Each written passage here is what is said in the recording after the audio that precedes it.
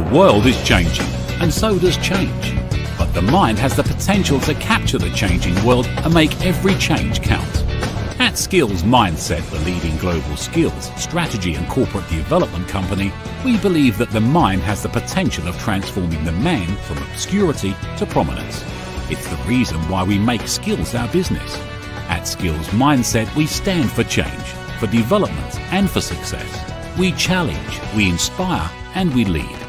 With Skillsmindset, your limit is just the beginning. Welcome to Skillsmindset. For more information about the great service we provide, please visit our website on www.skillsmindset.com or give us a call on our UK number on 07957 676 193. Better still, send us an email on info@skillsmindset.com. Skills Mindset. Challenging limits, maximising opportunities.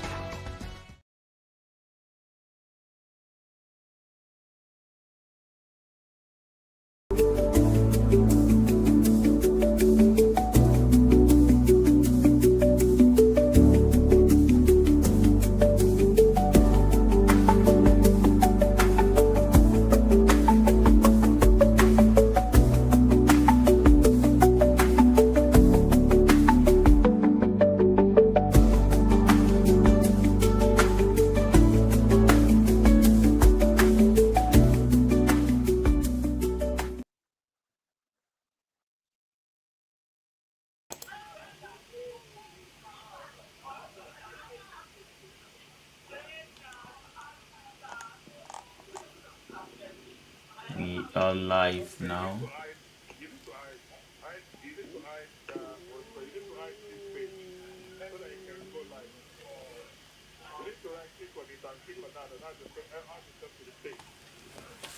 So, say that again.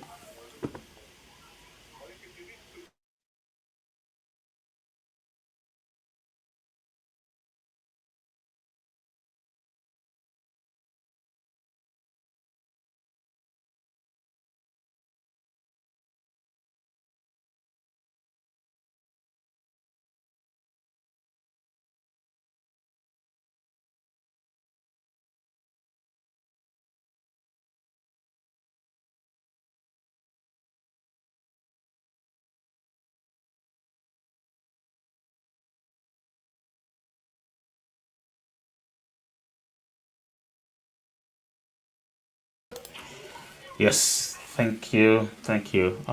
Welcome everyone. Welcome everybody from wherever you are joining us from. We are back at the Skills Mindset Masterclass. This is the December, the last edition for this year, and it's happening to be the second part of that which we started last month. So I just want to enjoin you to get yourself ready, get seated, get pen and papers if you like, and let's just do this together as we enjoy again, draw from the wealth of experience and experts. Our guest speaker that we have today, it was around last month, is back here today to ensure that we can complete that he started. And it's a great privilege to actually have him again with us, even at this busy period or busy moment. He is willing and committed to ensure that this is done and is proper and is well done. So, welcome to everyone joining us live, and to those, like we always say, who will be watching the replay, even on all across our platforms. So, we are thrilled again to have you with us for another transformative session of the Skills Mindset Masterclass. As we always would do, we want you to please share where you are tuning in from, your city and your country. It's very important that we know where you are joining from so that we can acknowledge you. And then, of course, we can also recognize you when you're making contribution and participate in this beautiful session. So please feel free to tell us your city and of course the country you are joining from, and of course your name. So this moment signifies a new awakening, like we always say, as we embark on a journey together to explore usually the power mind results guided by seasoned experts. So it presents a fantastic opportunity for skills development, for business advancement, professional growth, and leadership, and to those who are keen to, improve and empower themselves. So today we are discussing using Lean Six Sigma methodology for continuous business process improvement and introduction to the DMAIC process. Don't forget, if you are just joining us for the first time, listening to this discussion, I will always encourage you to, first and foremost, after we finish this one, to go back into the last month's episode and please listen to that part one of it that was extensively discussed, well engaged, and of course fully loaded. So I will encourage you to listen to that as we will be continuing to part two. And that doesn't mean that you cannot attend this part two. It's free. Just finish this part two live with us, and after which you can go back and then of course listen to the replay of the part one of this session, because this is going to be technically a continuation of what we started last month. So this season will examine high performance strategies aimed to boosting productivity and of course service delivery. So we want you to get the full gist of what our guest speaker has got for us, and of course that which he couldn't finish last time is bent on committed to ensuring that that is completed today. So this is also going to be shifting value creation from reactive to proactive approaches. So for your business, for your personal growth, I think you are in the right place listening to this masterclass. It is specifically designed for you, for your businesses, as you are entrepreneurs or you're a marketer or growth leaders. So please, we seek to improve service quality and make a significant impact. Our guest today is highly skilled professional in business growth and strategy.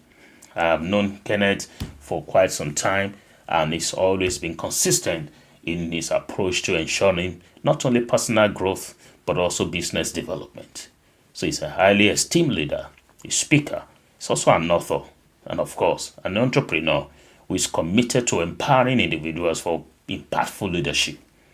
Mr. Kenneth is a quality improvement facilitator, project manager, an expert in process optimization, agile, and then of course Lean Six Sigma, which is the thing that he's talking about today.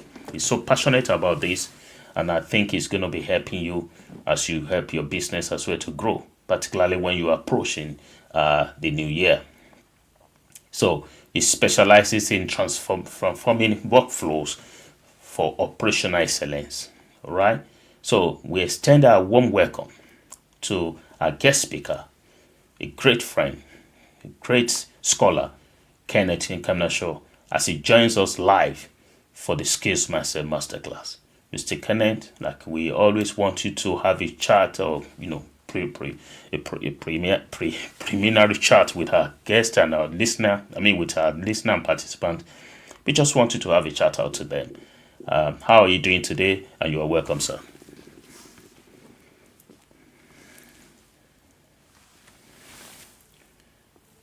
Your audio, sir. I can't hear you.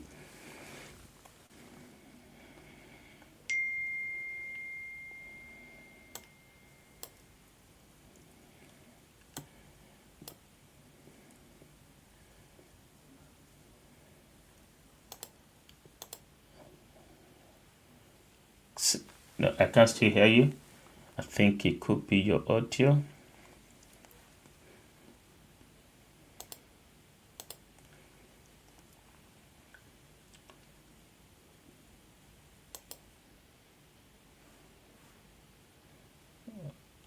You can hear me, but I can't hear you. Yeah.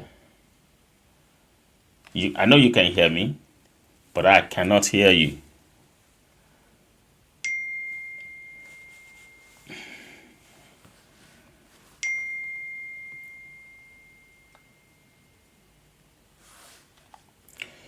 His mic is enabled, so your mic is enabled. You should be able to. We should be able to hear you. I don't know why I cannot.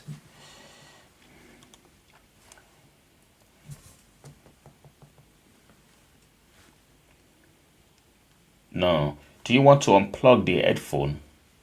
Do you want to unplug your headphone? Because I can't hear you. You can't hear me. Can you?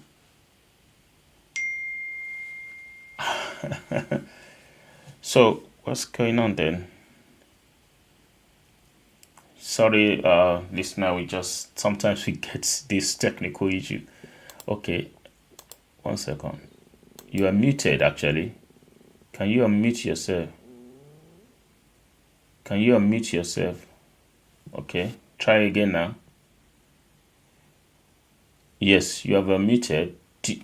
If you remove the, I know the headphone is what you're not using the headphone with your device, isn't it? Is it connected to your laptop?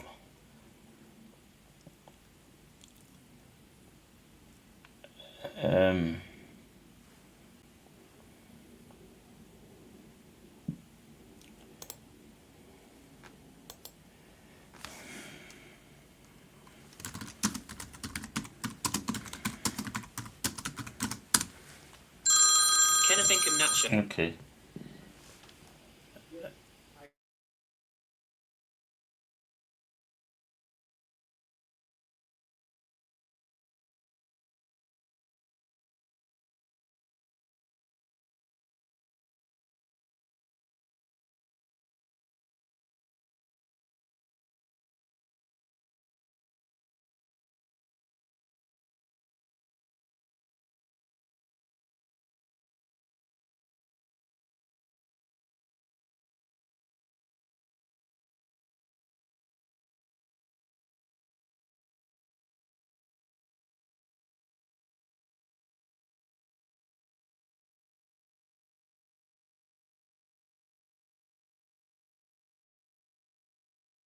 Yes. I was able to sort that out yesterday actually.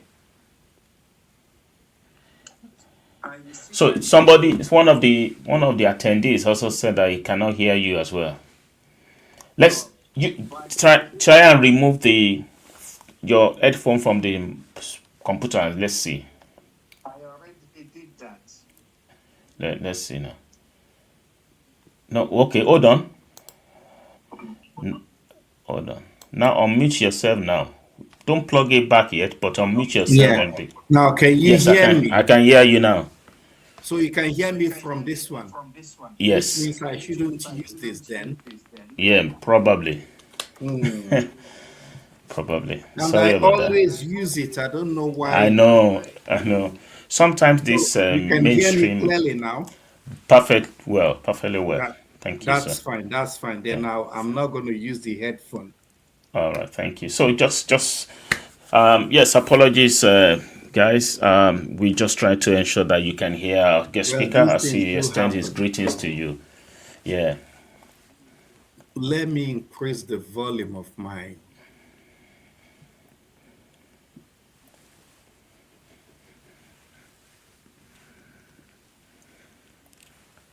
Okay.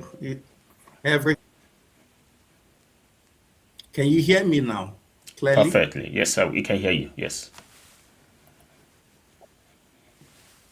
Okay, that's fine. Yeah.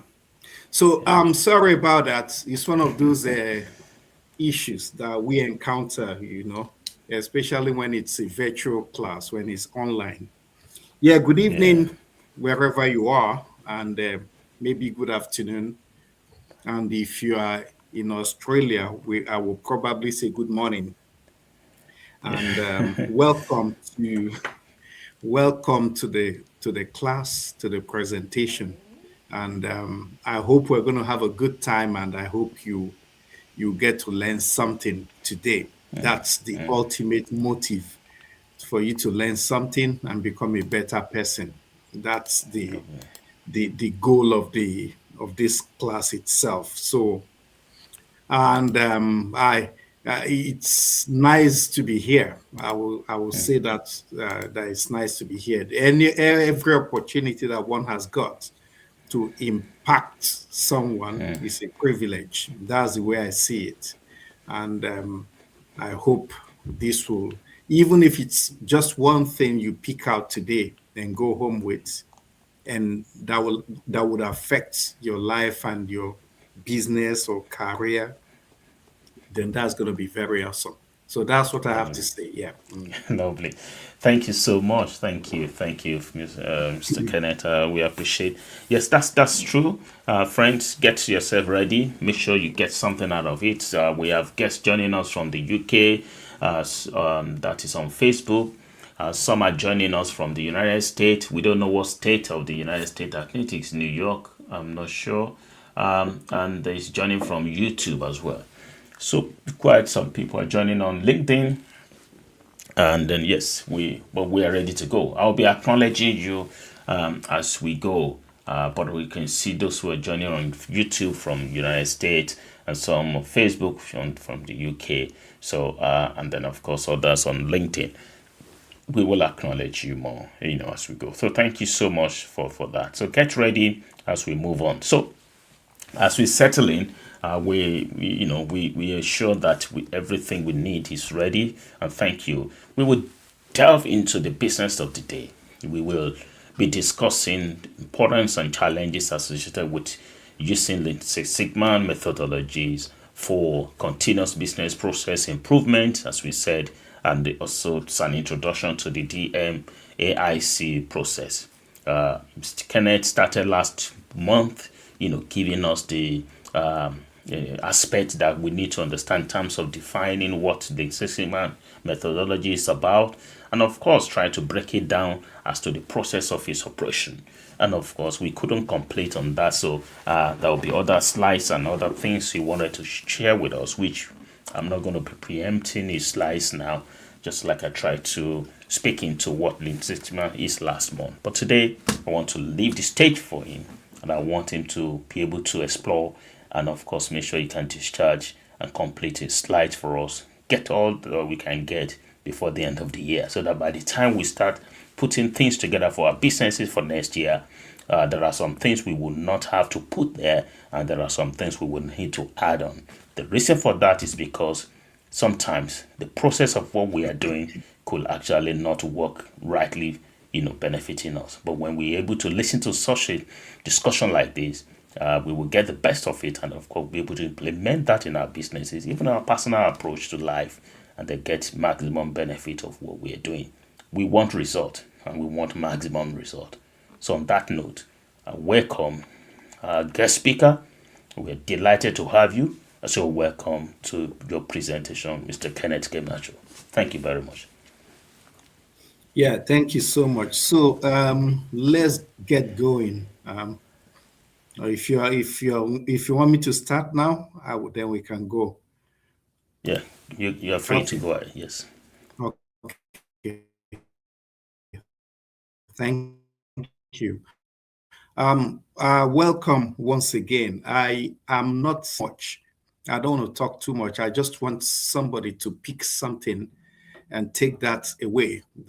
Something that's going to help you to at least make a difference in your career, in your business, even in your personal life. Before I carry on, I'll do a quick recap of what we did the last time that we met. And with that, it will give you a kind of an idea of what we did the other time. And I'll take it from slide to slide.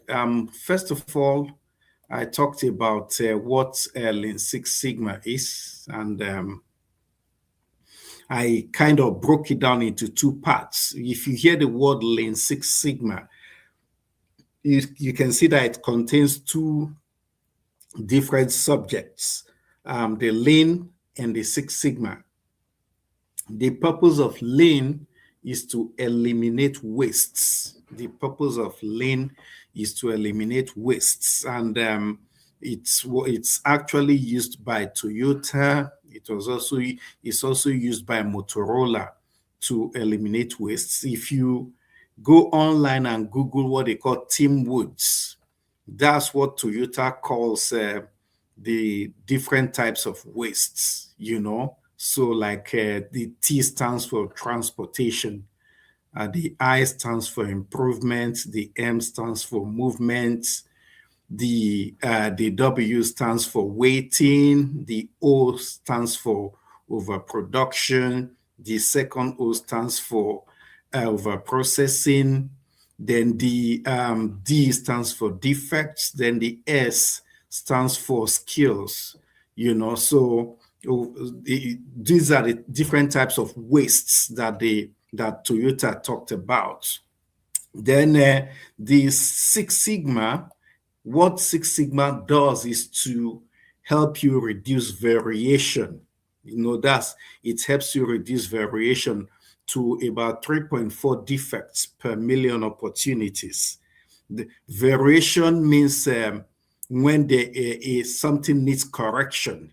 If you are, the last time we met, I used a tailor as an example. If you make clothes, you are hired to contracted to make about 100 shirts. And you find out that out of the 100 shirts, about 10 of them have loose buttons. That's a variation. It means it requires correction. One of the things that Lean Six Sigma helps you to do is to reduce variation. That's to reduce correction, to reduce defects. So that's one of the things it helps you to do.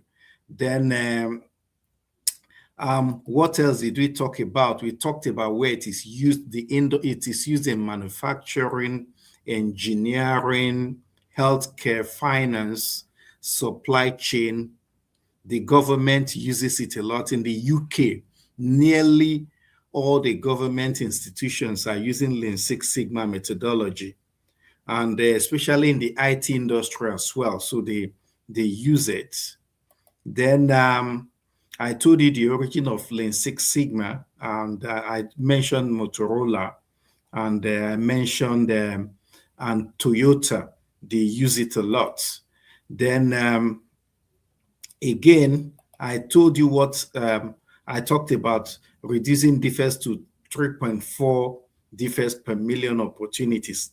That's like if you're doing a job, if you're working on something, if you're a tailor, for instance, you want to reduce your defects. Your defects will be reduced to 3.4. When you use a Six Sigma methodology, it means your perfection is going to be 99.9999666%, nearly 100% if you're using a Lean Six Sigma. So I introduced DMAIC, the DMAIC, we call it DMAIC methodology. Then I told you that the D stands for define, the the M stands for measure, the A stands for analyze, the I stands for improve, and the C stands for control. That's part of what I spoke about that day, So, but I'm going to, I'm not sure I dealt a bit more into the DMAIC itself. I think if Dr. Gbenga Lawal can remind me, did I go into the basic definitions, the details of the define, the measure, and all that? Did I do that so that I will know where to begin? Yes, I think it will be a proper place to start from, actually. Even though you touch on them, but I think it will be a good place to start. I didn't really define the. Yeah. Okay. Yeah. I don't think I did on this one, so I can see some of the things here that I think I did not talk about. So let's talk about introduction to DMAIC methodology. That's a perfect place to. If that's all I do today, then I will be happy that I've done something very reasonable. If that's what I do today, I'll be very, very excited that I've been able to at least share something that would help. Now, like I said, now let's start. Like I said, DMAIC stands for the D stands for define, the M stands for measure, the A stands for analyze, the I stands for improve, and the C stands for control. Now, what happens is this. If you are going to get involved in a continuous improvement, if you're going to get involved in a continuous improvement and you identify defects, you identify wastes, you identify where your processes require corrections, when you identify those things, you must first of all define what a problem is. Because if you cannot define what a problem is, then you won't know how to make corrections and make it better. Now, defining what a problem in a process is not just saying, okay, some people would say, the government is not doing this thing properly. That is not a definition of a problem. If you get into, maybe, let's say, I've been using the tailoring thing, for instance, everybody can see that if you make a shirt and the buttons are loosed, you can see that, okay, the buttons of the shirts that are being made are loosed. So seeing that they are loosed is not the definition of the problem. Seeing that they are loosed is not the definition of the problem. The buttons being loosed as the shirts are made is just a problem statement. And a problem statement does not fully define what a problem is. For you to define what a problem is, first you have to identify the problem. That's number one. Number two, you have to set goals, project goals. You need to set project goals. Then number three, you need to understand customer requirements. Now, I need to explain who a customer is. A customer is not necessarily somebody who is your client, although that person is a customer.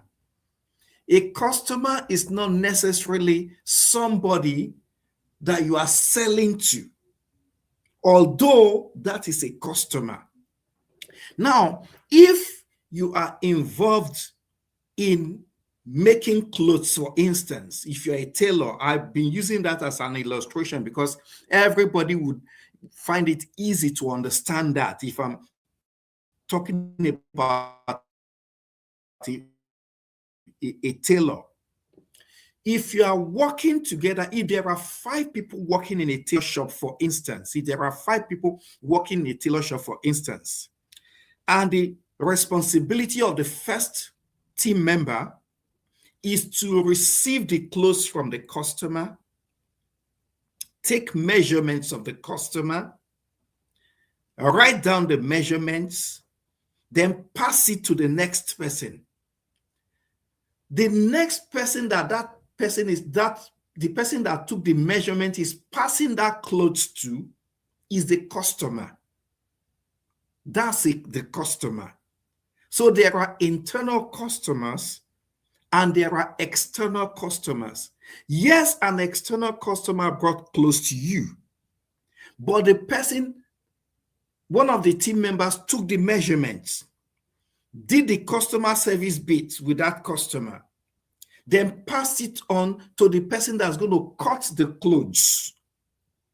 The person that's cutting the clothes becomes a customer to the team member who collected the clothes from the main customer and took the measurement. Now, if that person finishes cutting the clothes and says, okay, he hands it over to the next team member to do the sewing, that next team member becomes the next customer. So he sews the clothes, then passes it on to another person who does the ironing of the clothes. The person doing the ironing of the clothes becomes the next customer. So as far as the definition of a problem is, there is both an external customer and an internal customer. So the next team member that is taking over from you is the next customer. For instance, if you're a nurse and you did a day shift, maybe you did 12 hours shift, and the people who are going to do the night shifts come to the wards, you begin to hand over to them. The people who are doing the night shift become your customer. That's how it is in the DMAIC methodology. And if you finish, those doing the night shift, when they finish and they are handing over to those who are coming in the morning, the people coming in the morning also become their customers. That's how it is. So to define a problem, in the DMAIC methodology, the define involves 1, identifying the problem. Number 2, setting the project goals. Number 3, understanding customer requirements. Now, the activities include 1, defining the problem clearly. How do you define the problem clearly? I'm going to explain to you how you define the problem clearly as far as the defined stage of the DMAIC methodology is concerned. Yeah. Number 1, you might need to gather data. If you are defining a problem, you might need to gather data. Now, when we say data, sometimes what comes into the minds of people is that, oh, it's some kind of very technical, statistical numbers. No, it doesn't have to be. It doesn't have to involve some complex statistical numbers. Now, let's go back to the use of customers. To the use of detailers. If, for instance, you're making 100 shirts, contracted to make 100 shirts, and you finish making it and you pass it on to the customer, and the customer does the payment and finds out that out of the 100 shirts, 10 of the shirts have got a loose button. Now, when they come back to give you feedback, or when you ask them their opinion of the things you made, the information they are passing to you, the feedback they are passing to you is data. The feedback that's been given to you is data. Now, if you analyze that data, and when I say analysis of data, it does not mean that, oh, like it must. Yes, sometimes it does involve some complex statistical calculations. Like there are some jobs I did today that involved a lot of statistical analysis that I had to look at some complex data, but it does not always involve complex data. The feedback that's being given to you is data. You look at that, you take that feedback into consideration. You ask the customer, okay, what was the problem? Okay, the customer says, I had 1 button loose in 1 shirt, 2 in another shirt. As the customer is saying that, you are putting that down, you are taking note of that. Then when you finish gathering the feedback from the customer, you go back to ask yourself, why did that happen? Why did this happen? And that's why, in terms of defining a problem, there's what we call the 5 whys. If you're going to find out what a problem is, there's what they call the 5 whys.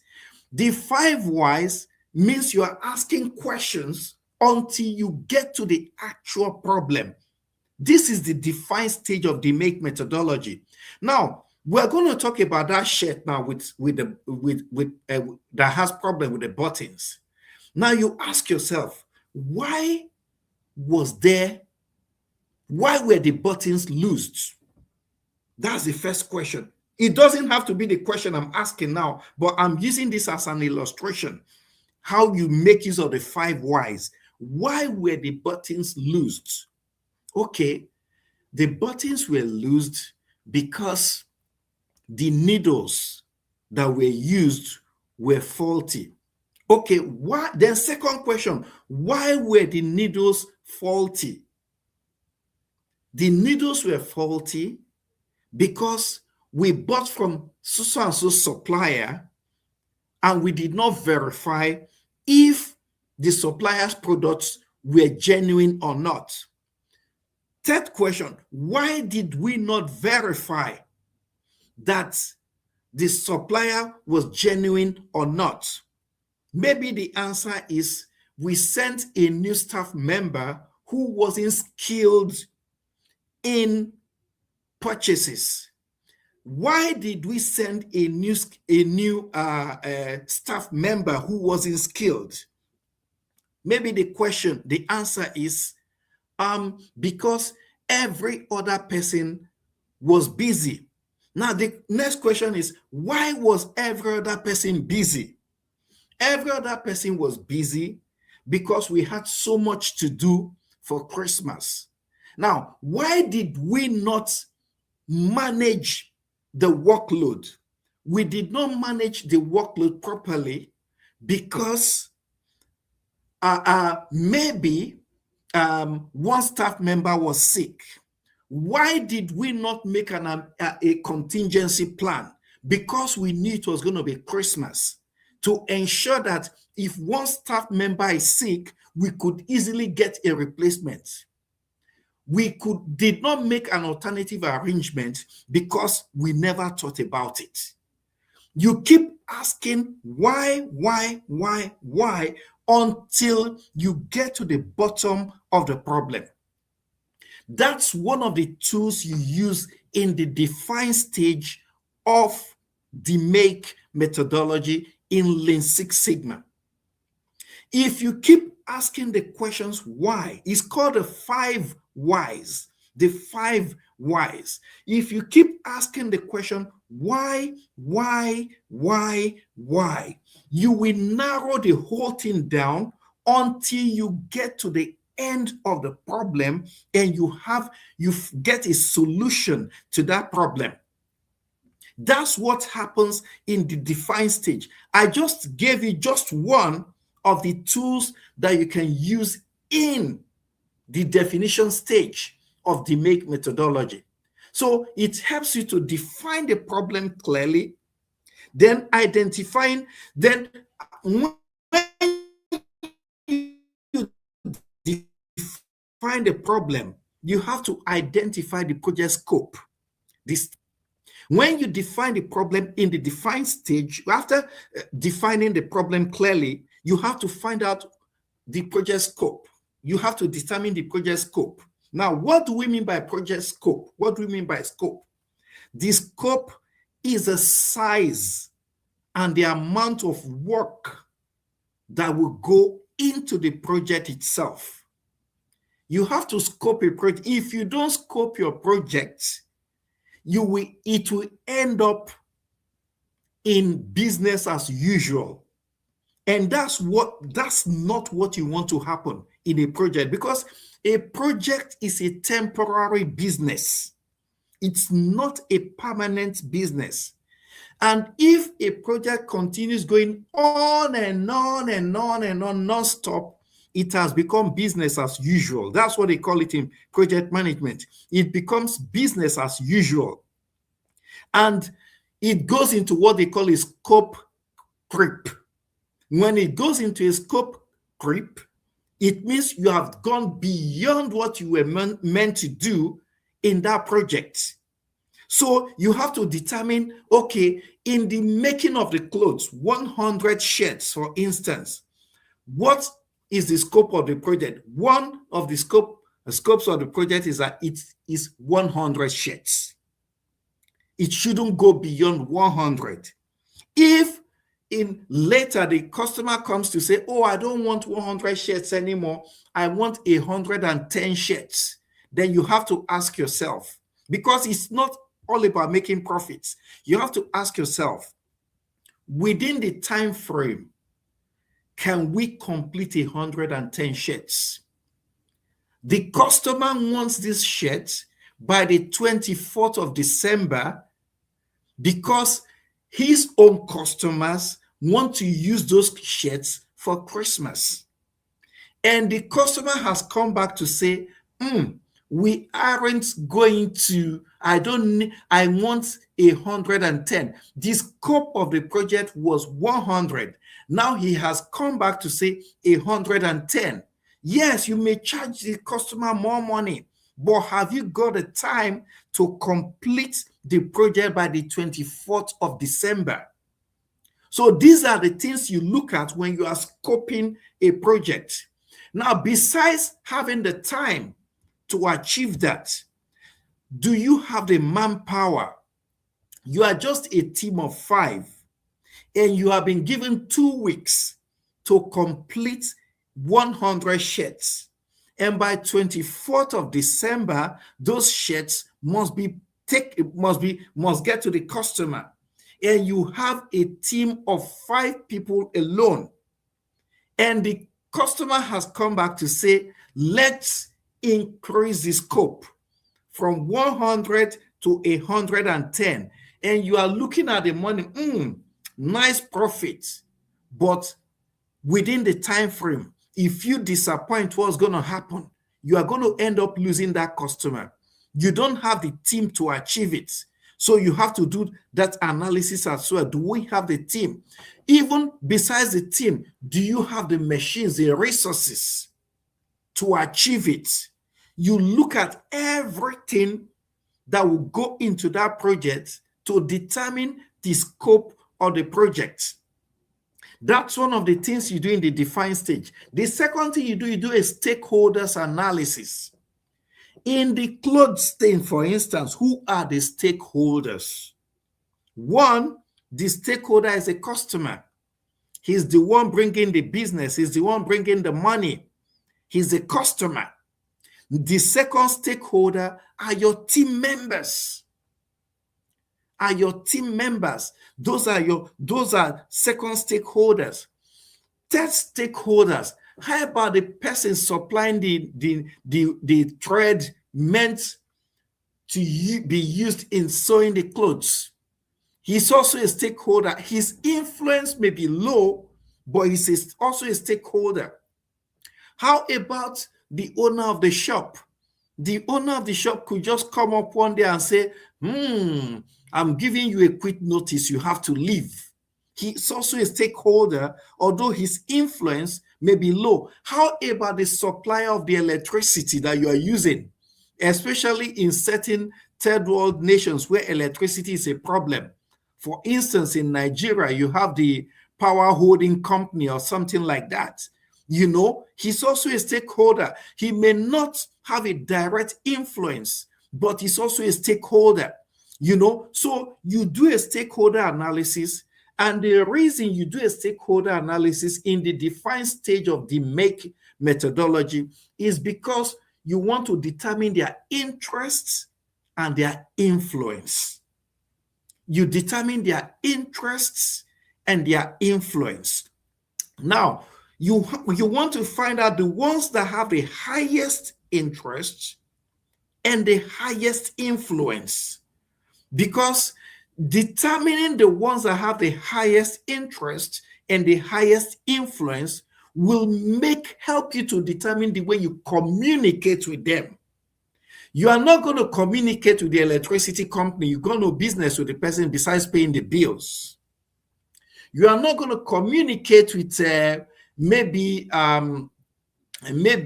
the owner of the shop. If you have leased the shop or you pay your rent, you don't have business with the person, but you also have to watch out because the person is a stakeholder.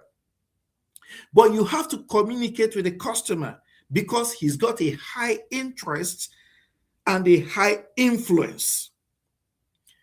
The one selling the threads has got low influence and low interest, but what if he runs out of the thread? Have you made a contingency plan of who next to buy from?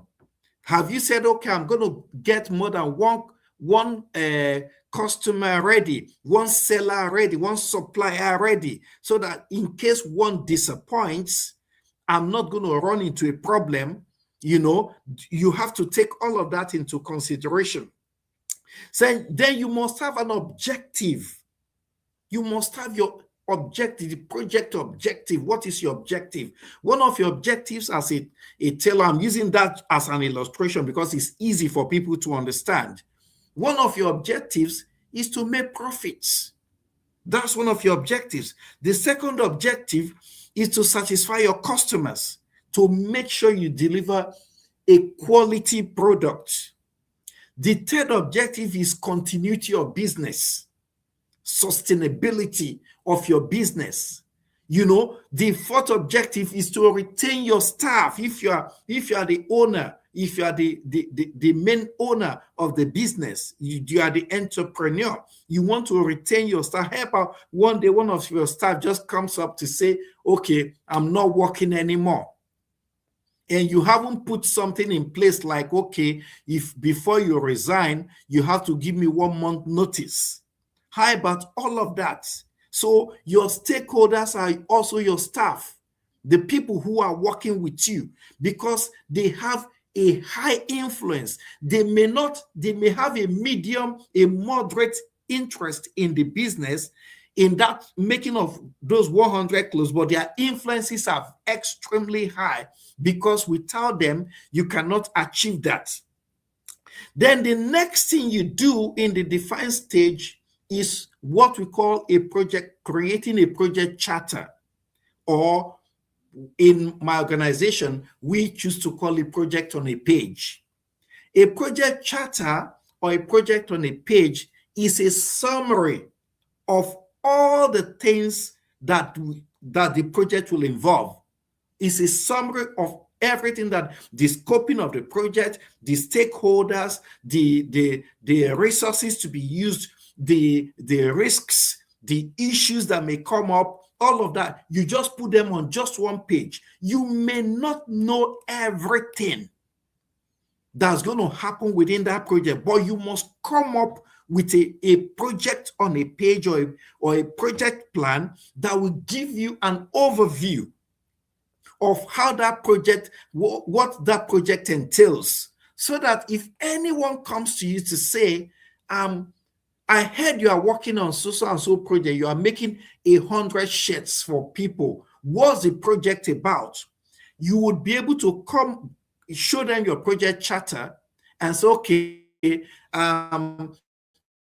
the scope of the project is 100 shirts. These are the anticipated risks, because you must identify the risks in a project. You must. For instance, the issue of the shirt, making the 100 shirts, if you are somewhere in Nigeria, one of the risks is that there may be no power supply. It's a major risk. And your machines are using electricity. If there is no power supply, that you must anticipate that as a tailor, as a fashion designer, there's a possibility that there would not be power. So that's one of the major risks that you must identify. I'm just using that as an illustration. So all of these will come at the beginning and at the defined stage of a project. And the reason I'm spending so much time to talk about the defined stages because it is the longest stage in Lean Six Sigma methodology. It is the longest. Sometimes in certain projects, you might spend 3 to 6 months on the defined stage. The moment you get the defined stage right, the moment you're able to get it right, the project will move smoothly. But if you cannot properly define the problem, if you cannot properly scope that project, if you cannot properly identify who the stakeholders are, what the risks are, what the potential issues may be, and what the benefits deliverable are, if you cannot properly identify that, then it's not going to be value for money. So then one other tool you use in the defined stage of DMAIC methodology is called process mapping. It's called process mapping. That's one other thing you use in defined stage. Now, what is a process map? Well, we have about 3 different types of process maps. We have the flow chart, which is a common one, the swim lane diagram, then we have what we call the value stream mapping. I will explain a few of that to you as because it's very key that I explain that. Unfortunately, this is just an introduction to the DMAIC methodology because there's no way, there is no way you are going to do Lean Six Sigma in 10 hours. It's not possible. It's not possible. So that's why I'm taking the time to explain bit by bit so that you understand what goes into it. Now, the flow chart is a simple diagram. Okay, when we say process map, what do we mean by a process map? Let's talk about, I'm still going to use the tailoring thing because it's very common. A process map is the step-by-step stage of doing work, step-by-step stage or stage-by-stage of doing a job. For instance, let's go back to the 100 sheets. A customer, you start by saying, customer brings business. That's the first stage. That's the first step in that process. Customer brings business. Then the second step, tailor attends to customer to find out the exact kind of fashion that this customer wants. That's second step. Third step, customer discusses tailor discusses with the customer and tells customer how much it would cost. Then customer agrees. If customer agrees, you go to the next step. Next step, tailor takes measurement of customer. That's the next step.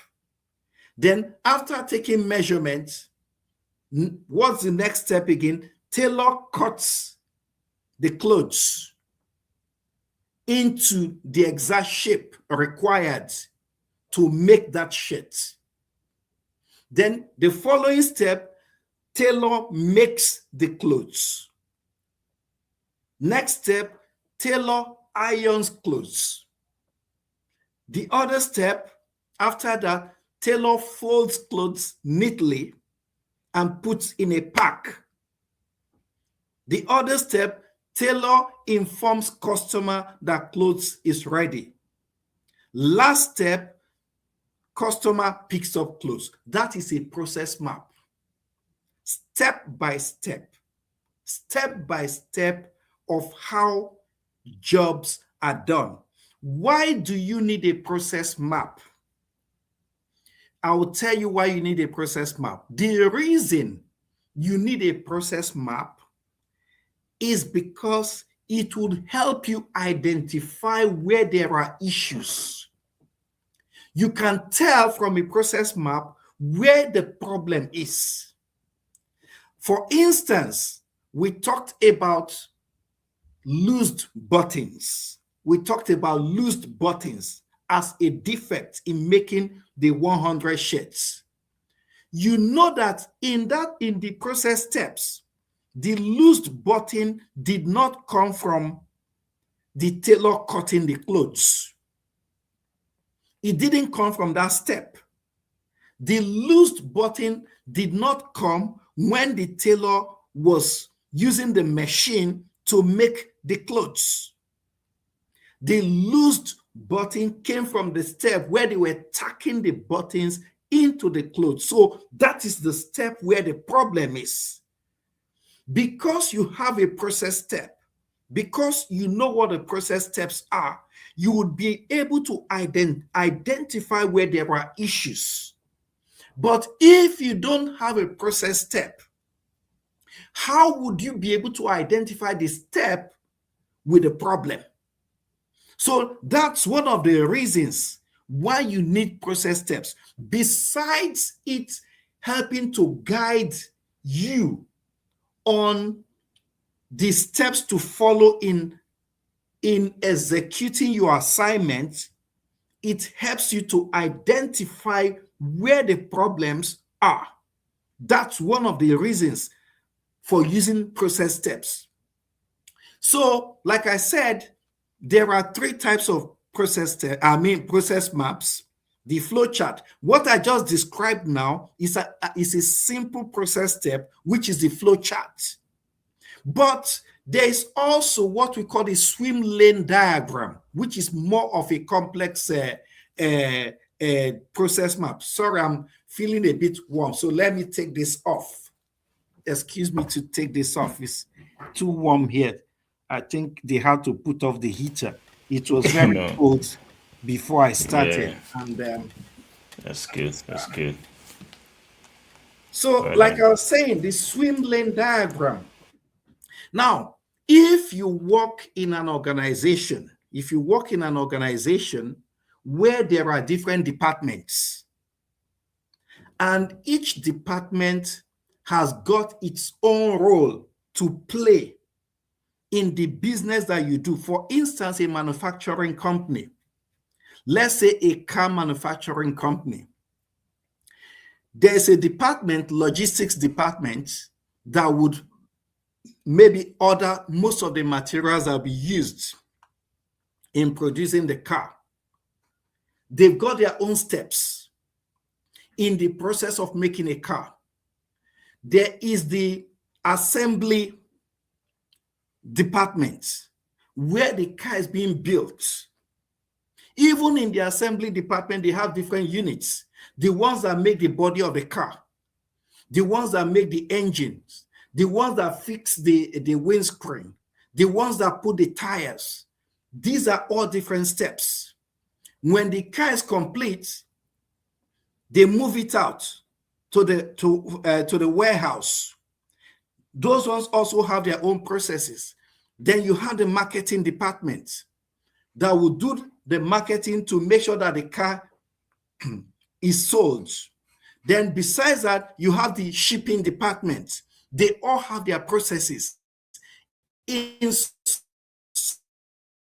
such processes and different departments and different functions and job descriptions and job roles, the best type of process map that is used is called the swim lane diagram. Because the swim lane diagram will capture each of the processes from each department and each job function. So that's why the swim lane diagram, which is a type of process map, is more complex. But there's also what they call the value stream mapping, which is also a process map. Now, I will tell you why the value stream map is very important, because it helps to, like the name goes, it helps to add values to whatever you do. Now, I was discussing with a business person in Ghana some days ago. We were chatting on WhatsApp.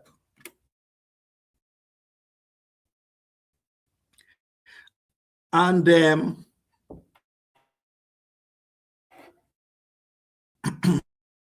sorry, there's something that popped up on my screen. Let me take it out. Yeah, we were off for a while. Yeah. So I was discussing with a business person in Ghana, and this woman has 2 children. She's a supplier, and she goes to the market in Accra, looks for customers, and she supplies goods to them and all that. And she was telling me about the work-life balance problem that she was having. And she said, oh, when she goes, she's so tired coming back, then looking after the family, this, that. Then I said, okay, let's do a bit of value stream mapping. Let's do a bit of value stream mapping. Now, how many customers? I said, okay, how long does it take you to travel from home to the market? She said about an hour. Then I wrote it down, 1 hour. When you get to the market, how many hours? How long does it take you to speak to a potential customer that would buy your stuff? She said about 15 minutes. I said, okay, let's make it 20 minutes. When you have a break in that supply, in that business, how long does it take you to go and supply that to the customers? She said, maybe 20 minutes. I said, okay, that makes it 40 minutes. Like, how many customers do you have in a day? She said, a maximum of 3 customers in a day. I said 40 times 3, that is 120 minutes.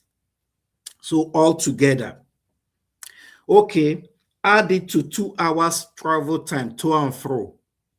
That's about 4 hours a day. I say, okay, how many hours do you potentially spend a day in the market? She said about 6 to 7 hours. I say, which means the only hours adding value to your business is 4 hours. The rest of them are just a waste. Because you use 120 minutes to attend to a maximum of 3 customers in a day. You use 2 hours as travel time. That's 4 hours. The rest of the 2-3 hours are just wasted.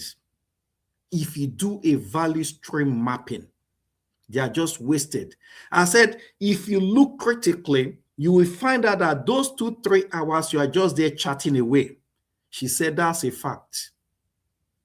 She said, it's a fact that she just goes there, chat, discuss with this, oh, this, that. By the time she knows it, the time is gone.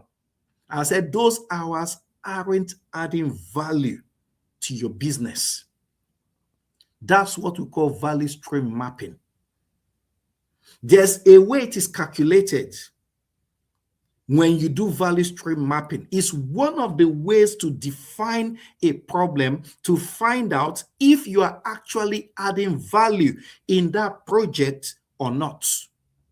It's part of the process maps. So the flow chart, the swim lane diagram, and the value stream mapping are some of the tools that help you to define a problem, to find out where the issues are. Like for this lady, for instance, I was able to identify where the issues are. It was easy to identify by using the common sense of value stream mapping, adding up the number of hours that are adding values to her and the ones that aren't adding values. So there are many tools that can be used in the define stage of the make. The voice of the customer. I said that before, feedback. It's called VOC, the voice of the customer. It is very, very key. Don't make assumption One of the things that kills business is assumption. You think you know. No, you don't. No, you don't. There was a time I worked on one of the NHS trusts in the UK, in Sussex area. They were having problems with it's a mental health hospital. They were having problems with getting lots of incidents, mental health act incidents. And they wanted to find out what the problem was. So what I did was that I requested for 10 years data of incidents. I requested for 10 years data. And I did an analysis of that data.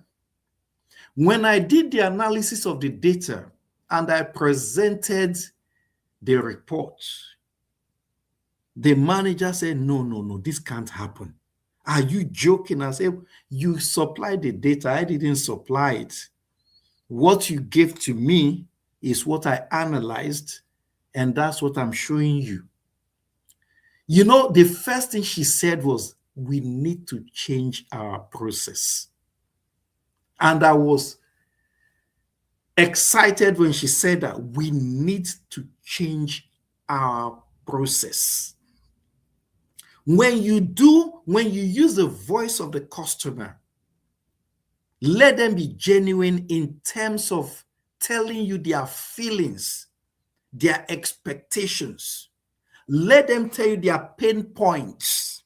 Because when you get feedback, honest feedback from customers, they will be able to address what they call the pain points. The pain point, the voice of the customer always exposes the pain points. And when it exposes the pain points, you are able to, and you are honest with yourself and you address that pain point. Business will start running better. But when you assume that you know what the customer wants, you make a huge mistake. That's why in the National Health Service, if you're in the UK, you know what they call the NHS. That's it, the NHS hospital. That's the umbrella that covers the whole hospitals, government hospitals in the UK. In the NHS, there's always a language that is used. They say that the patients are their best doctors. They are their best physicians. That's why they talk about patient-centered care. Patient-centered care.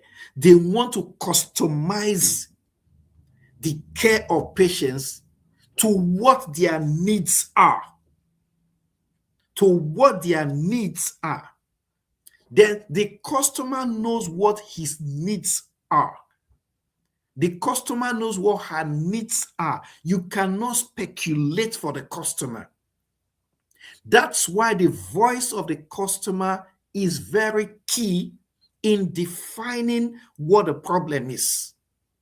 So I've talked about different tools that are used in the define stage. I talked about the 5 whys.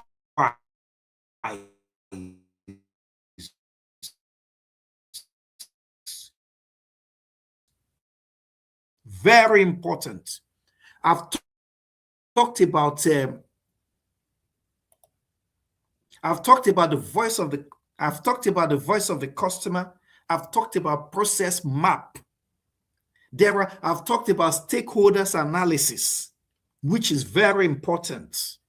And there's what they call SIPOC diagram. Leave that. Let's not talk about that because we'll be going into too many complex things. But I hope with the few things I've talked about on define, you'd be able to understand how to manage the define stage. So let's go to the measure stage because time is going. What's the time now? Yeah. Now, in the measure stage, what do you, because I said the DMAIC methodology, DMAIC, the D stands for define, which I just finished talking about. The M stands for measure. Why do we need to measure in used in Lean Six Sigma methodology. Now, I'll tell you the basic reason why measurement is very key. If you want to improve your process of doing things, if you want to improve the step-by-step of how you carry out your business, one of the things you must first do is to identify where you are. You need to identify where you are. If you identify where you are, when you make an improvement, you also measure it to be able to find out if there was actually a change or not. If you don't know your baseline, if an improvement takes place, you wouldn't be able to know if there was an improvement. And if an improvement does not take place, you wouldn't be able to know that an improvement did not take place. We go back to the making of the 100 shirts with 10 shirts having loose buttons. We have a baseline because we already did a measurement, because we know that out of the 100 shirts, we have measured it to see that 10 of them have got loose buttons. That's our baseline. That becomes our baseline. That's the measurement. In measurement, one of the things you do is to collect data. Let me tell you, in using DMAIC methodology, using Lean Six Sigma, if you do not love data, and I've said it, data does not need to be complex. It doesn't need to be complex. And I'll give you an example of a project that I'm currently leading on that would convince you that data does not need to be complex. In my organization, we have a switchboard where many people call in. They receive tens of calls in a day, and the receptionists have been complaining that some of the calls they receive can be so depressing, and it leads to emotional trauma, and they don't like it. And they need, because of that, they had to at some point require the input of human resources and mental health and well-being to speak to them, counseling and all that. So because of that, the manager decided that, okay, they needed to launch a project to look into what is happening, how this can be dealt with. So the responsibility was given to me to manage, to lead on that project. And one of the things I said to them that they should do, we created a template on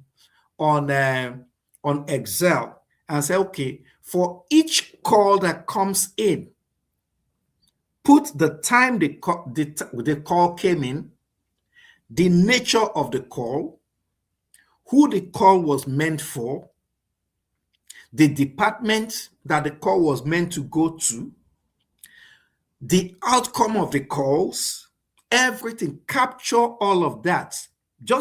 For each call that comes in, put all of that information on the spreadsheet. And they did that for 32 days. When they did that for 32 days, they sent the information to me. As simple as that was data. As simple as that. Just say the call came in at 9:30 a.m. The call, I spent 2 minutes talking to the caller. The caller asked about what was the purpose of the call. The purpose of the call was to speak to someone in human resources about recruitment. Okay, what was the outcome of the call? I transfer the call to human resources department. Okay, when the call was transferred to human resources, did anybody pick the call? No, the call was not picked. Put that down. That's data. And I have taken my time to analyze the data. It's about 676 calls. I did the analysis of the data. Then I also did a voice of the customer thing by designing a questionnaire for the receptionists, which is a qualitative data. I have done the analysis of the data, the ones, the quantitative one and the qualitative one, and I am coming up with interventions on how to deal with the issue using the DMAIC methodology. As simple as that, that is data. Because data does not have to be numerical. There are non-numerical data, which is called qualitative data. And qualitative data deals with your feelings, your opinions, and your experiences. Your feelings, your opinions, and your experiences. That's qualitative data. Yes, you match qualitative and quantitative data. So if you want to do the measure stage of the DMAIC methodology, the number one thing you need is data, because data will tell you where you currently are, your current position, your current situation. It will tell you where you are. Let me tell you, there's something that does not lie in this world. Data never lies. If you actually record it, just be unbiased and be recording what's happening. It will, when you follow that trend, it will give you an answer. Data has a voice. Data speaks. Data has a language. Data speaks. Without data, you cannot measure or determine where you are standing. If you walk from your house to the bus stop, data tells you the distance you walked. Maybe you walked 1.2 kilometers. It will tell you walked 1.2 kilometers. What time did it take you to walk down there? Maybe it took you 30 minutes. Those are all data. How long did you have to wait for the bus? You waited for the bus for 15 minutes. That's data. When you joined the bus, how long did it take you? How many bus stops did the bus stop before getting to your destination? Okay, 10 bus stops. That is data. How long did it take the bus to get to your destination? It took the bus 25 minutes. That's data. When you got to your bus stop, how long did it take you to walk down to the place you are going to? It took you 5 minutes. That's data. What was the distance from that bus stop to where you were going to? Maybe 0.2 kilometers. That is data. You would be able to calculate where you are.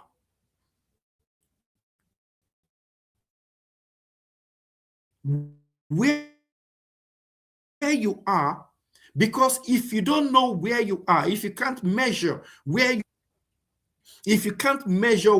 are, you wouldn't be able to know where you are going. So if you make an improvement, you cannot tell. So to measure, you must determine what to measure. What are the key metrics that you are going to measure? It's called key performance indicators. Like I told you about the KPI, when we hear KPIs, well, oh my God, KPIs. No, it's just easy. KPI means the key performance indicators, like the illustration I just gave. Your KPI is the distance. That's one of your KPIs. You walk down from your house to the bus stop, and you said that was 1.2 kilometers. Distance is one of your KPIs, your key performance indicators. Time is one of your KPIs, because it took you time to get there. The number of bus stops that the bus passed before getting to your own bus stop, number of bus stops is one of your KPIs. You understand? So we have identified about 3 KPIs now: distance, time, and number of bus stops. Those are KPIs. So for any improvement that you need to do, you must identify what your KPIs are. For the tailor, for instance, what is the KPI? Good customer service is one of your KPI. Customer satisfaction is one of your KPIs. You want the customer to be satisfied. Speed, completing the job on time as at when due, is one of your KPIs. Ensuring that there's quality of job done, that's one of your KPIs. So these are the things you call KPIs, key performance indicators. So if you are going to measure, you must have a key performance indicator, which is your KPI. Then you must have a success metric. You must have a success baseline. What is the minimum? What is the minimum you must deliver to ensure that the customer is satisfied? The minimum quality, the minimum time that you must deliver to ensure that the customer is satisfied. That's very, very important. That's where what they call the statistical process control chart comes in, although that's a bit more complex. So I'm not going to talk about that, the SPC chart, because it tells you about variations, the upper control limit and the lower control limit. Once you are falling within the upper and the lower control limit, you know that you are in the right place. That's where you need an expert to help you do that, because to help you do a statistical process control chart, So you need to, all of these will help you in terms of your measurements, data, KPIs, on establishing a baseline performance. You must a minimum standard that will give the customer that satisfaction is very, very important. Very, very key that you need to have a baseline, because if you don't have a baseline, you will go into wastes.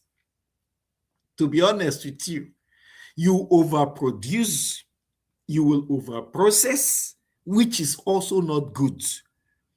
When you're supposed to use 3 hours to make a shirt, because you're overproducing and overprocessing, you are using 4 hours. That's a waste.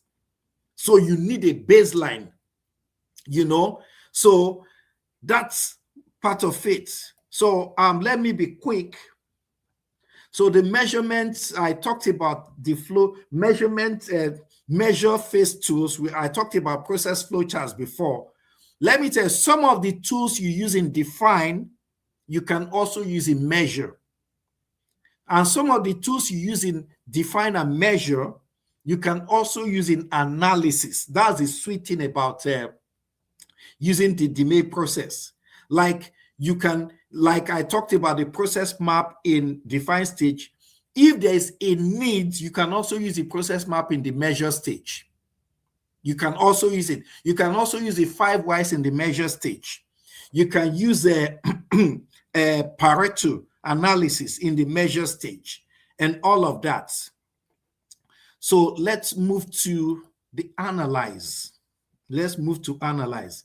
What's the purpose of analyze? I said D stands for define, M stands for measure, then A stands for analyze. Analyze again tells you about the root. You have to identify the root cause of the problem using data.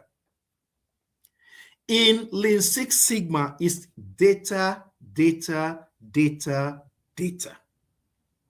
Everything is data. Whether you like it or not, it's all about, you must be data driven to use Lean Six Sigma methodology. You must be data driven.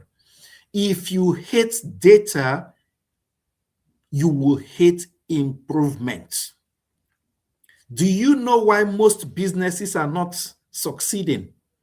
because most business, especially black businesses, we don't do data. That's why most black businesses are not succeeding. We make assumptions. We make assumptions. We don't keep lists. Like, I'll tell you this. I say to my wife sometimes, I say, you go to the shop to buy, the supermarket to buy things, grocery shops, this and that. I say, where is your list? She'll say, I have them in my head. I said, that's why you forget to buy something sometimes. That's why you forget. I forgot to buy honey. Why won't you forget? Because you don't have a list. I say, use a project management methodology. Keep a list and update it regularly when there is a need to. That list is a data. That list is data. Keep a list so that you wouldn't forget something sometimes. Oh, I forgot to buy this hair cream. No list. Because there's no list. In our culture, in our society, in our community, we generate lots of data, but we don't capture them.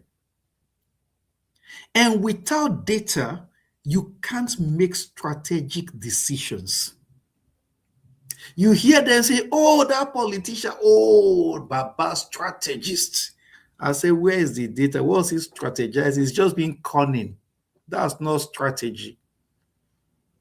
Being cunning and being strategic are two different things. That's not strategy. That's being cunning, because strategy involves the use of data. It involves the use of frameworks, established frameworks and data. That's what strategies involved. And I think I'm in a position to talk about strategy based on my studies, my job, and all that. Based on, I've used frameworks in my life, for God's sake. And besides having a black belt in Lean Six Sigma methodology, I have an MBA. Strategy. So 2 master's degrees isn't bad. Science, management, Prince 2 practitioner, black belt in Lean Six Sigma, multiple certifications and qualifications. And so I think I'm in a position to say to you what strategy is. So when you keep data and analyze, it gives you the root cause of the problem. You take it to the bottom. And that's one of the things you do in the analyze phase. Even in the measure phase, data. Define phase, data. Analyze phase, data. Analysis of data. Look into it. Analyzing data to uncover patterns and trends.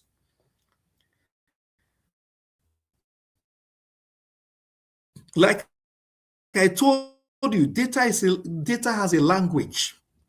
It does not lie.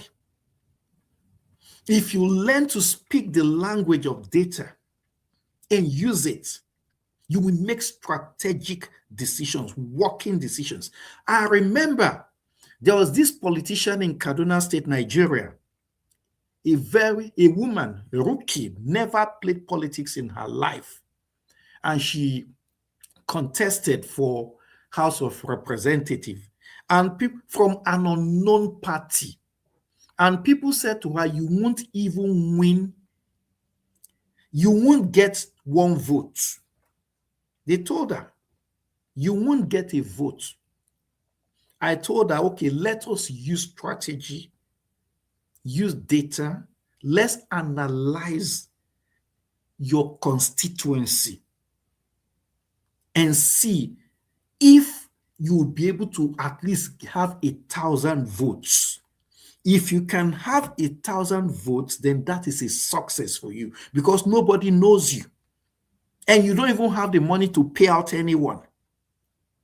So what I did was that I used some strategic analysis methodologies I researched her constituency, all the contestants in that constituency in going for House of Reps. I dug into the internet, got all their strengths and their weaknesses.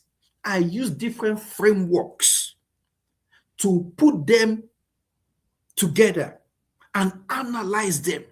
And we came up with some kind of strategic options that she would follow. I wished she followed everything I told her. As much as she did, she was able to at least win a ward when they said she wouldn't get a single vote, to the point that she followed what I told her to do. Then later, she was misled by some people. They told her, go and package rice, go and do. Now it became business as usual. She joined the rest. But if she had followed that strategy, I know she wouldn't win because of the mindset of our society. But she would have done far better. It's about the use of data and the use of strategy. Now, I will tell you again, 2016, when Donald Trump won the election, do you know what he did? He used Cambridge Analytica. Cambridge Analytica. You know what Cambridge Analytica did? They used one lecturer from University of Cambridge called Alexandris from Eastern Europe. He's a lecturer at University of Cambridge. What they did was that the guy designed an app that he injected into Facebook, and they were able to rip data from Facebook to get the mindset of average Americans. They analyzed that data, and Donald Trump hired them to do the job.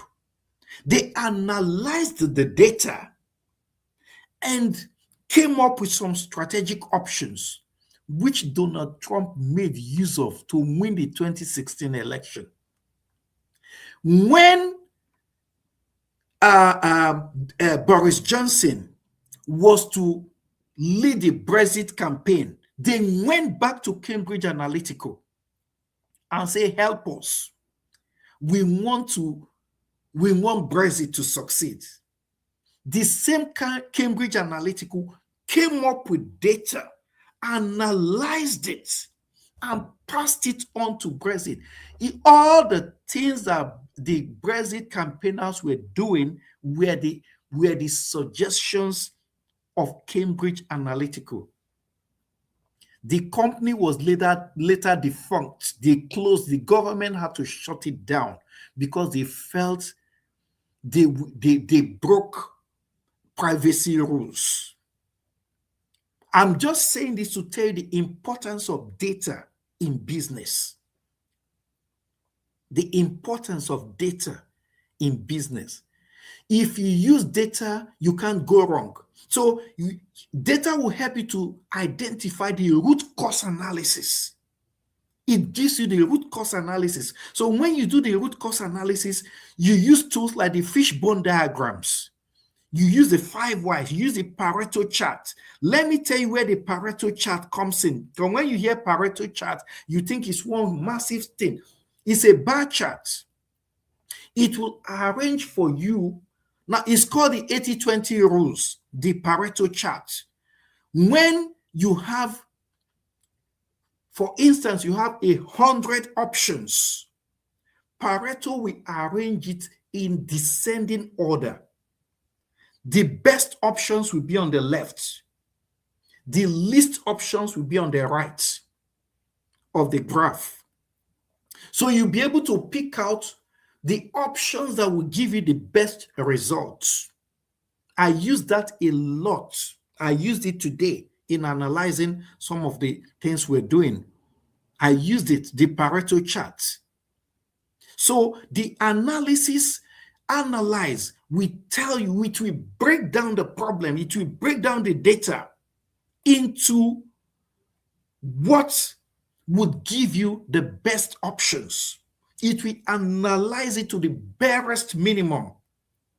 Like I said, the tools you use, fishbone diagram, 5 whys, Pareto analysis. Forget about the hypothesis testing and regression analysis and correlation, because those are a bit too statistical. Leave that for people like us. But the simple ones, fishbone diagram, 5 whys, Pareto analysis. Then there's what they call the FEMA, failure mode and defense analysis. Leave all of that. Process capability analysis. Leave all of that. But use the simple ones, 5 whys, SIPOC, fishbone diagram, driver diagrams, Pareto analysis, all of that, cause and effect analysis. Use all of that. Simple. They are just easy. It's just for you to sit down and analyze. Process map, value stream mapping. Like I said before, I mentioned what I discussed with the lady about the time that she spends and all that. Now let's get to the improved stage, because I need to round up what we're doing now, because it's taking a bit too long. When you define, you measure to know where you are, you define to know what the problem is, you measure to know where you are, you analyze to get the root cause of the problem. After doing all of that, you have to come up with an improvement. You have to come up with suggestions, an improvement. Okay, let's go back to the 10 shirts with loose buttons. You are asking yourself, okay, now you've used the 5 whys to identify what the problem is. You did the analysis. How maybe in the analysis you found out that, oh, because of that, you are more likely to lose a customer, and you don't want to lose a customer. What improvement initiatives or interventions can you come up with that will make you reduce the errors that you are making? Maybe in the next contract, instead of having 10 shirts with loose buttons, you might reduce it to just 1. That's an improvement. If you can reduce it to 1, you ask yourself, okay, where was the problem? Okay, we bought faulty needles. Then where can we buy the best type of needles? That's an improvement. You source for a supplier that supplies the right needles. You ensure that the right needles are bought. That's an intervention. That's an improvement intervention that you just as simple as that. You have come up with okay, change supplier, change the supplier. No more buying of bad needles. No more buying cheap. Buy the best type of needles. That's one. You may say, okay, how do we recover our customer loyalty? Maybe that may be an intervention to improve. You say to the customer, bring the 10 shares back. We will deliver on your doorstep. And in addition to that, we are going to make you 2 free shirts. In addition to that, that's an improvement. You gain back the loyalty of the customer because you've taken that step.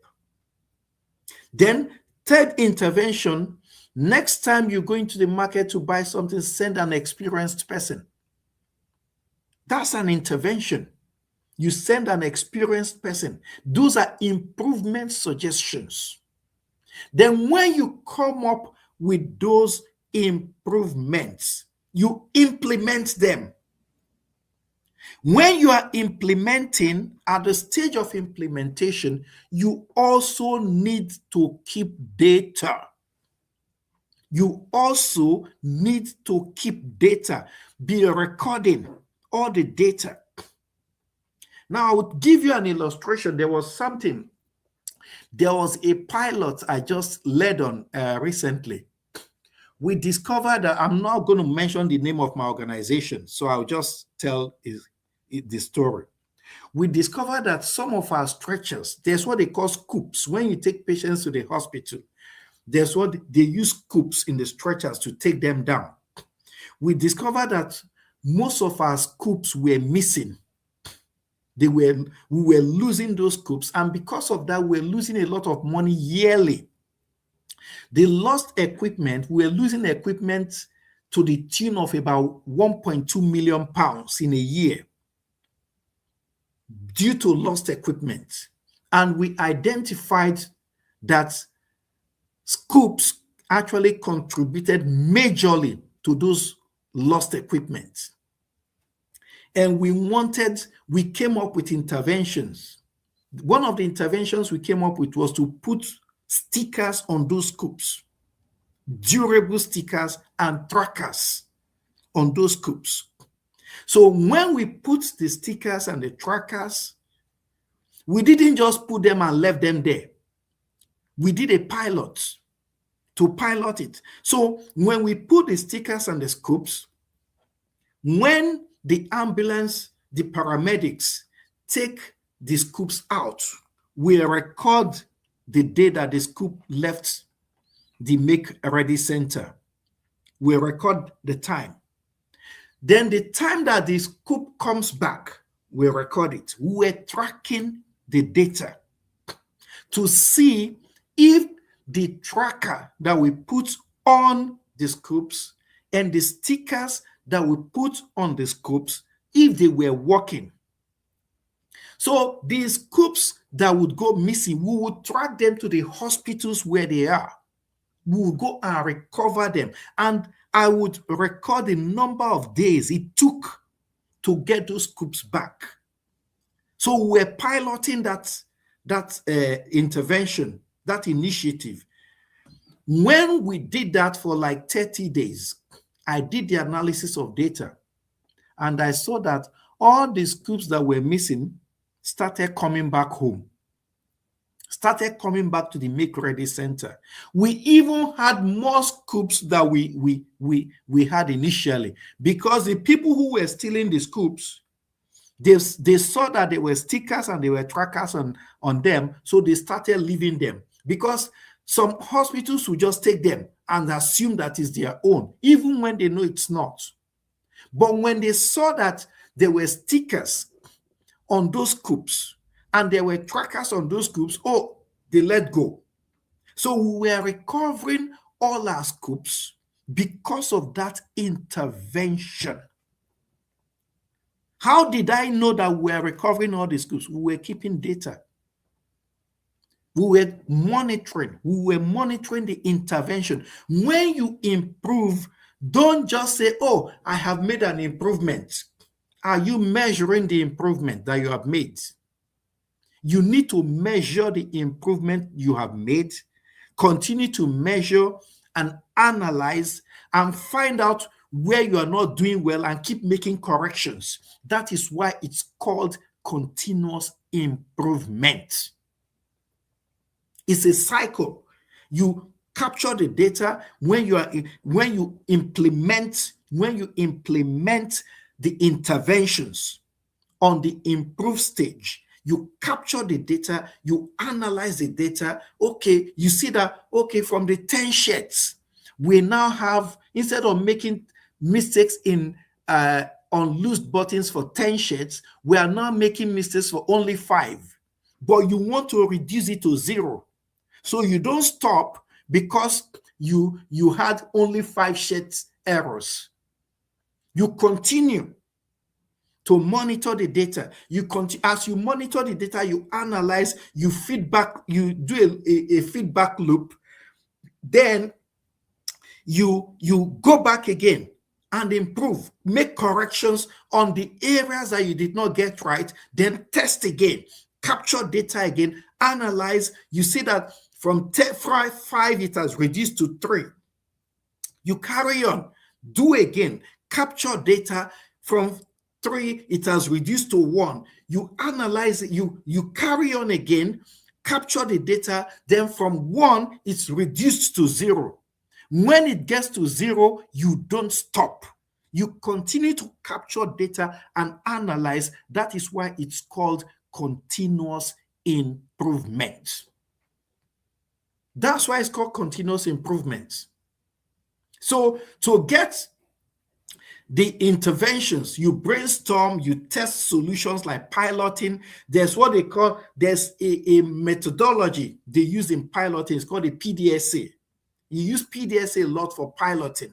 It's the Plan, Do, Study, Act. Plan, Do, Study, Act. That's PDSA. Plan for P, do for D, study for S, then A for S, for act rather.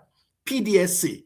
You use that to pilot all your interventions and to see if they are working or not. It's one of the things you do. So let's go to the last one, control. Control. See, when you improve your methodology, when you have to ensure that you control that process. That's where the statistical process control chart comes to play. I wouldn't be able to talk about that today because it requires some calculations.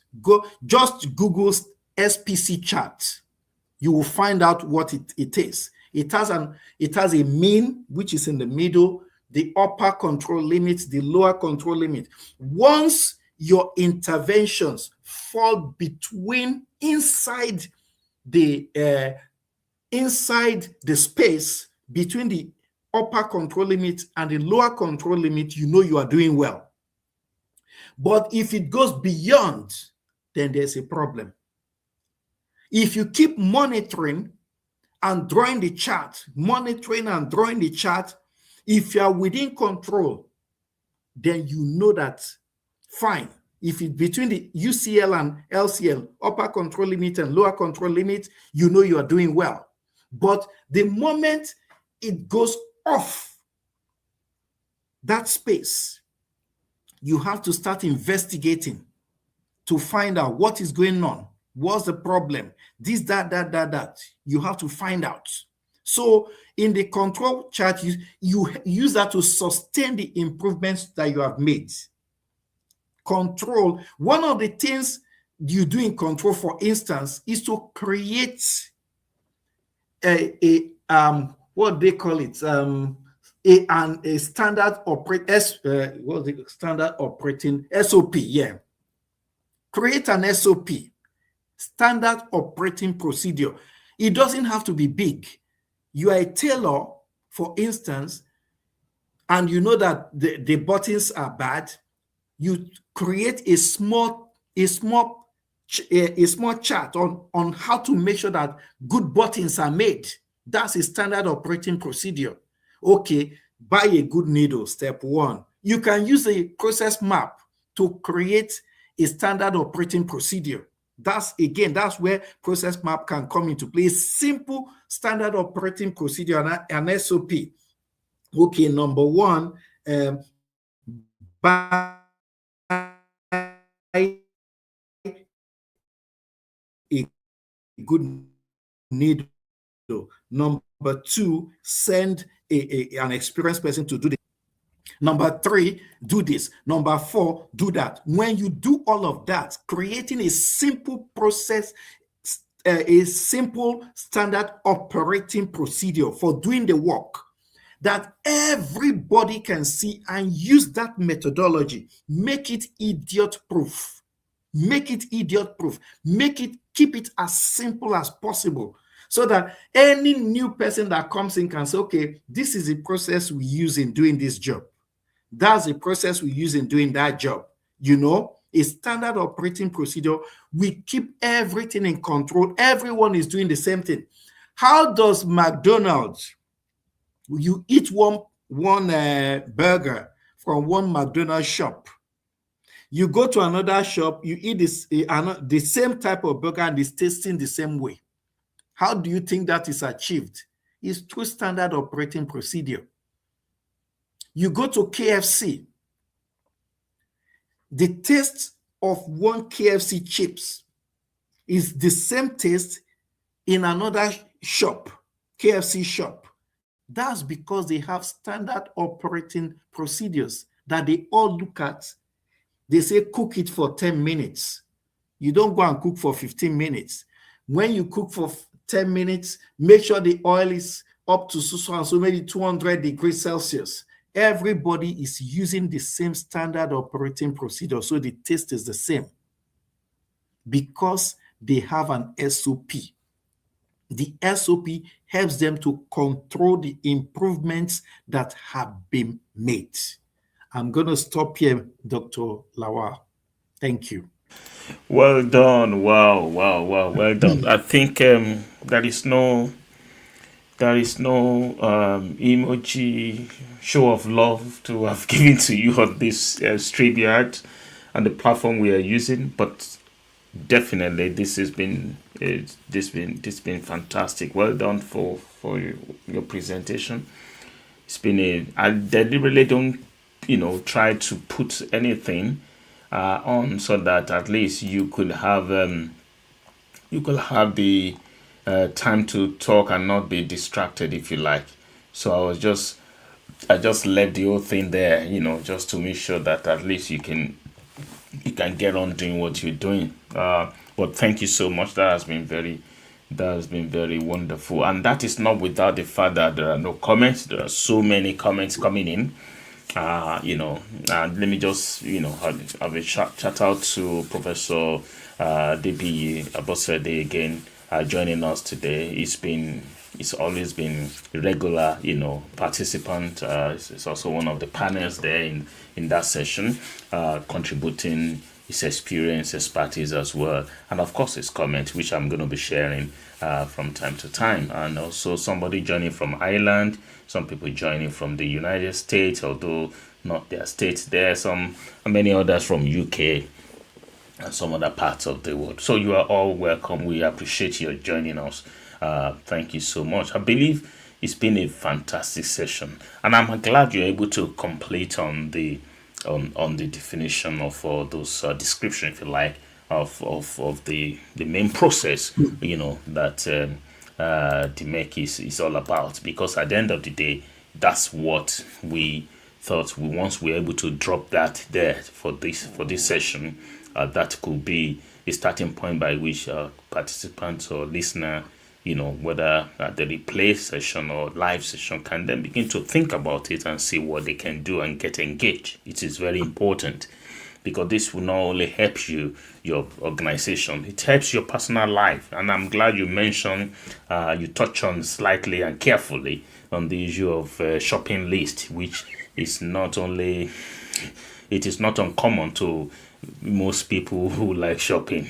The only thing that I think is constant is, as long as your card is available, I think the shopping list will be upstairs here, but the card is at hand. That's it.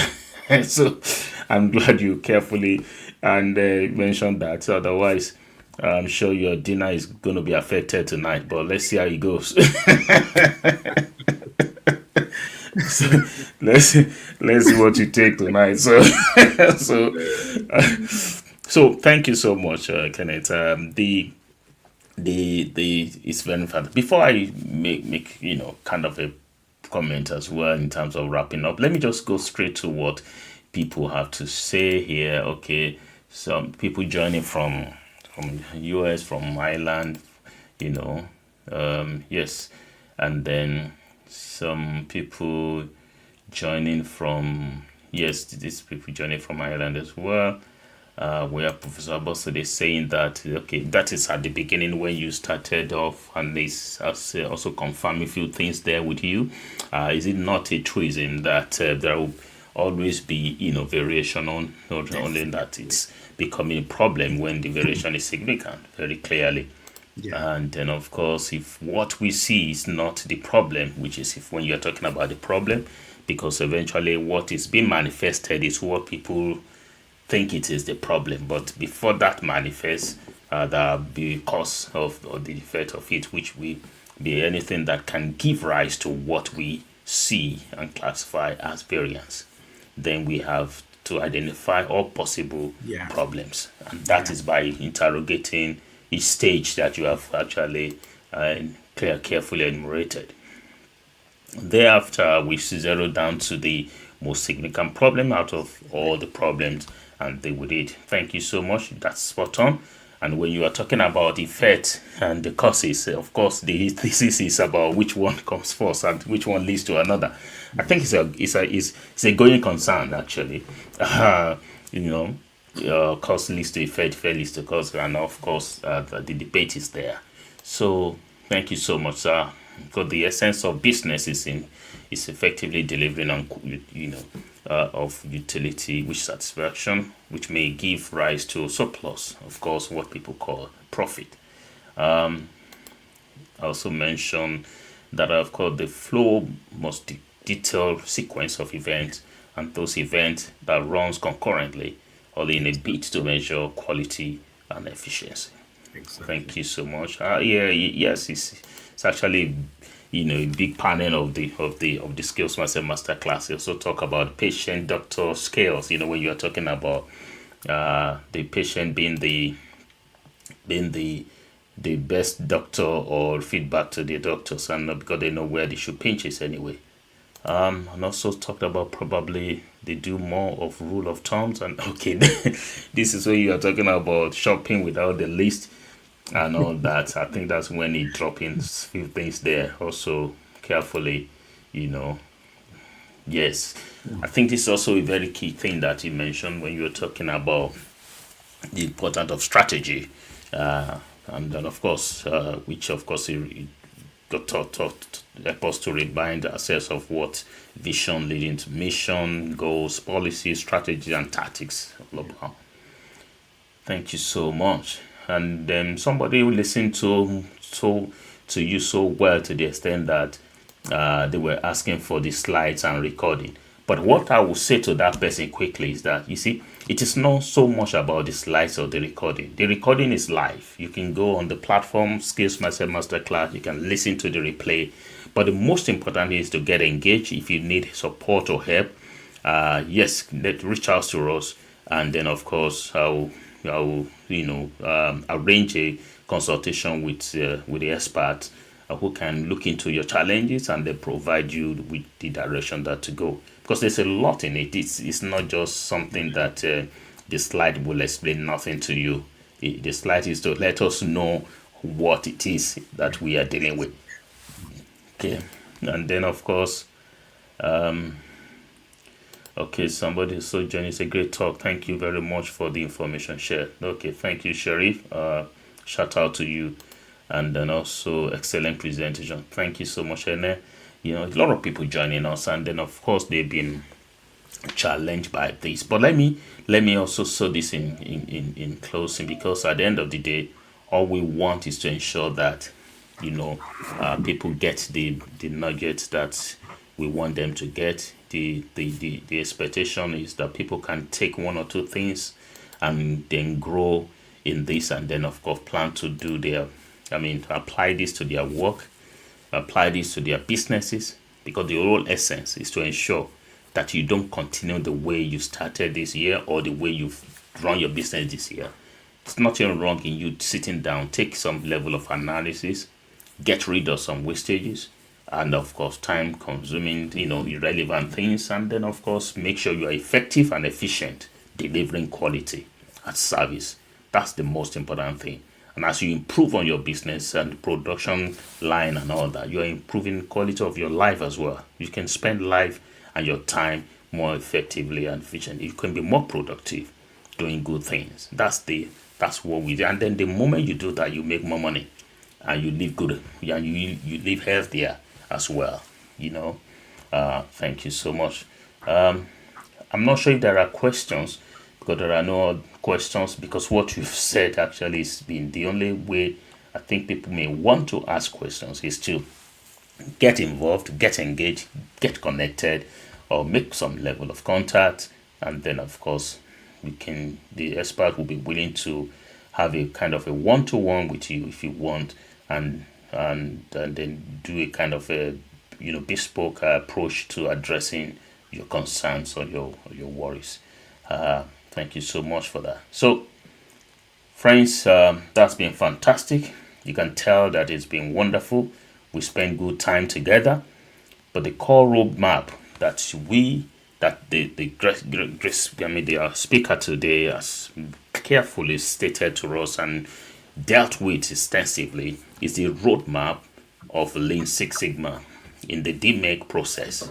Don't forget to define, to measure, to analyze, to improve, and to control.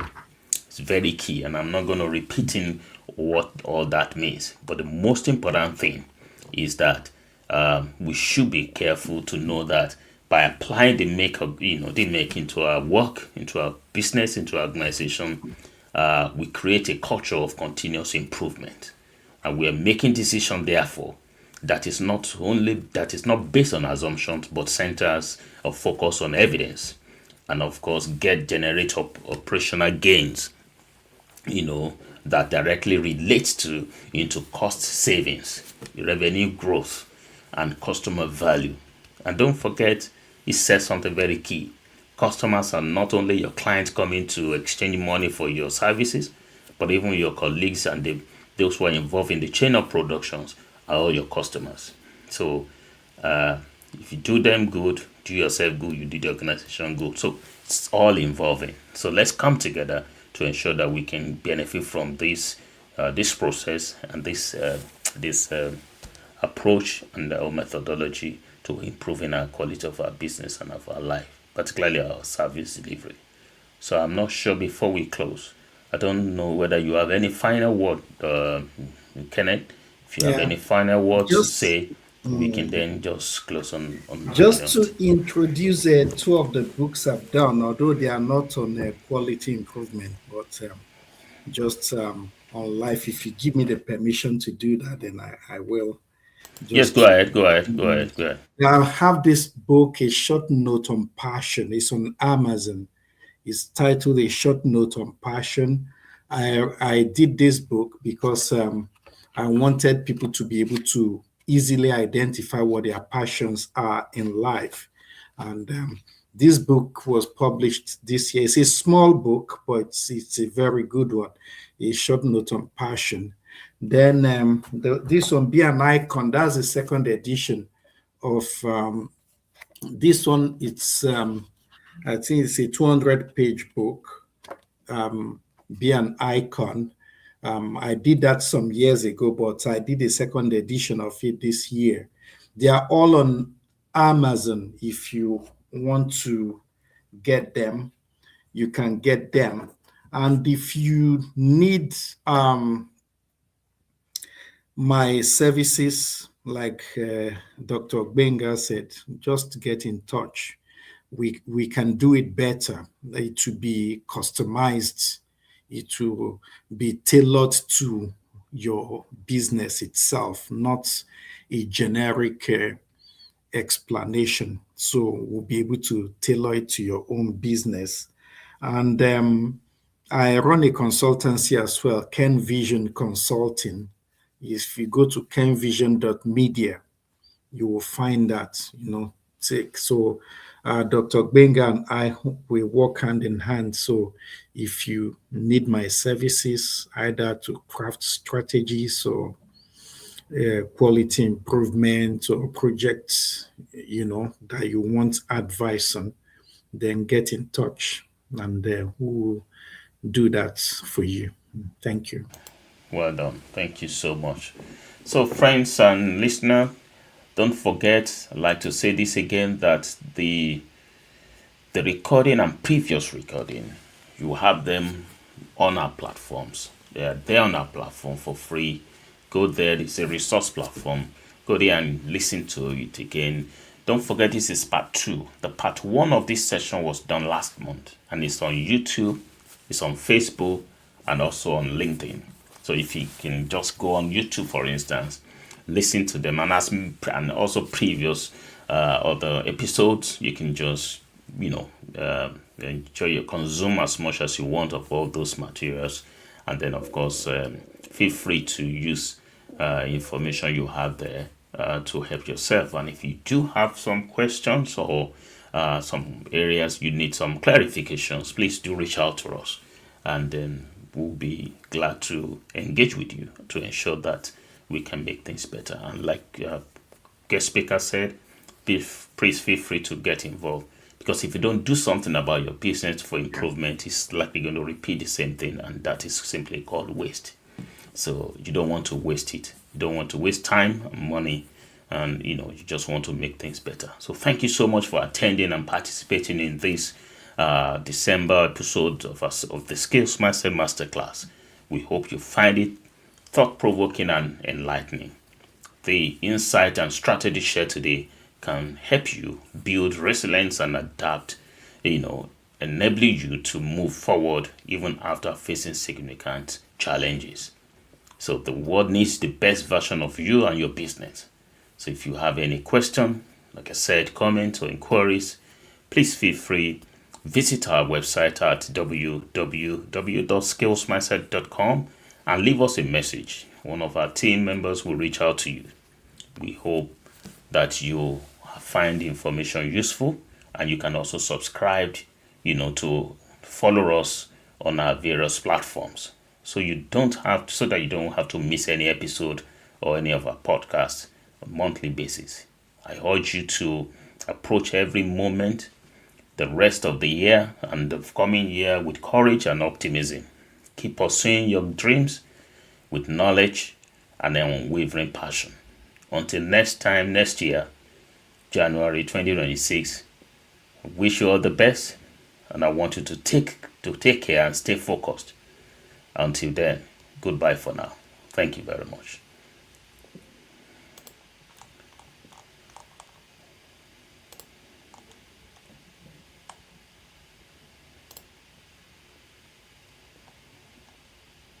The world is changing, and so does change. But the mind has the potential to capture the changing world and make every change count. At Skillsmindset, the leading global skills, strategy and corporate development company, we believe that the mind has the potential of transforming the man from obscurity to prominence. It's the reason why we make skills our business. At Skillsmindset, we stand for change, for development and for success. We challenge, we inspire, and we lead. With Skillsmindset, your limit is just the beginning. Welcome to Skillsmindset. For more information about the great service we provide, please visit our website on www.skillsmindset.com or give us a call on our UK number on 07957 676 193. Better still, send us an email on info@skillsmindset.com. Skills Mindset. Challenging limits, maximizing opportunities.